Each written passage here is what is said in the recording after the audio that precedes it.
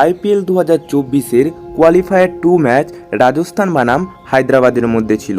এই ম্যাচ ছিল পুরোপুরিভাবে ফিক্সড ম্যাচ। হ্যাঁ, একটু অবাক লাগলেও এটাই সত্যি। হায়দ্রাবাদ বনাম রাজস্থান এই ম্যাচ পুরোপুরিভাবে স্ক্রিপ্টেড ছিল। সাম্প্রদায়িক ম্যাচ শুরুর ঠিক আগের মুহূর্তে টেলিগ্রামেতে একটা পোস্টার ভাইরাল হয়, তারপর থেকেই শোরগোল পড়ে যায় এই ফ্যানদের মধ্যে। সত্যি কি আইপিএল 2024-এর কোয়ালিফায়ার 2 ম্যাচ স্ক্রিপ্টেড ছিল? আইপিএল কি সব ম্যাচ স্ক্রিপ্টেডই হয়? সে সমস্তই আজকের এই ভিডিওতে আলোচনা করব। আসলে টেলিগ্রামেতে কিভাবে এই ছবি ভাইরাল হলো এ সমস্ত তোমরা এই ভিডিওতে জানতে পেরে। তো ভিডিওটি অবশ্যই সম্পূর্ণ দেখো। তো বস, প্রথমেতে এই ম্যাচেতে ব্যাট করতে নামে হায়দ্রাবাদের টিম 175 রান করে 9 উইকেট হারিয়ে। এরপরেতে 176 রানের টার্গেট নিয়ে রাজস্থানের টিম ব্যাট করতে নামে, তারপরে একের পর এক উইকেট পড়ে যায়। যখন সানরাইজার হায়দ্রাবাদ এই রান টার্গেট দিল, মনে হচ্ছিল যে কিন্তু রাজস্থান এই ম্যাচ অবশ্যই জিতে যাবে।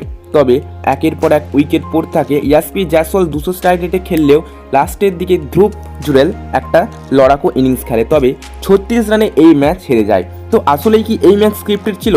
কারণ এই ম্যাচ শুরুর ঠিক আগের মুহূর্তে এই একটা টেলিগ্রামেতে দেখা যায় যে পোস্টার, এই পোস্টারেতে সম্পূর্ণ দেখা যাচ্ছে যে আইপিএল 2024-এর ফাইনাল হবে হায়দ্রাবাদ ও কলকাতার মধ্যে। সাম্প্রদায়িক এই ছবি প্রথমেতে ইনস্টাগ্রামেতে ভাইরাল হয়। ইনস্টাগ্রামে ভাইরাল হওয়ার পর সেই ছবি সরাসরিভাবে টেলিগ্রামেতে সমস্ত গ্রুপের মাধ্যমে ছড়িয়ে পড়ে। এরপর থেকে শোরগোল পড়তে থাকে ভক্তদের মধ্যে। আসলে কি আইপিএল 2024 স্ক্রিপ্টেড হয়? তাহলে কি এই ম্যাচও স্ক্রিপ্টেড ছিল? তোমাদের যদি মনে হয় যে এই পোস্টার বা এই কথাগুলো ফেক, তাহলে তোমরা নিশ্চয়ই টেলিগ্রাম চ্যানেল থেকে ঘুরে আসতে পারো। তোমরা এই স্ক্রিনশটে দেখতে পাচ্ছ যে টেলিগ্রামে 8:32-এ কিন্তু এই পোস্ট শেয়ার করা হয়েছিল।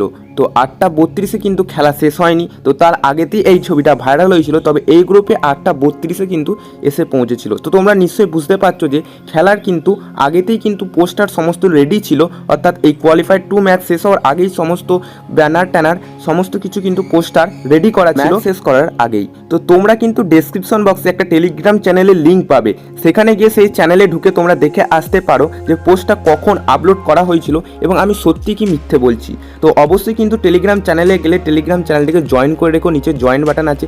এরকমই যখন কোনো ভাইরাল ছবি বা ক্রিকেট ও আইপিএল সংক্রান্ত সমস্ত আপডেট এই চ্যানেলে দেখতে পেয়ে যাবে।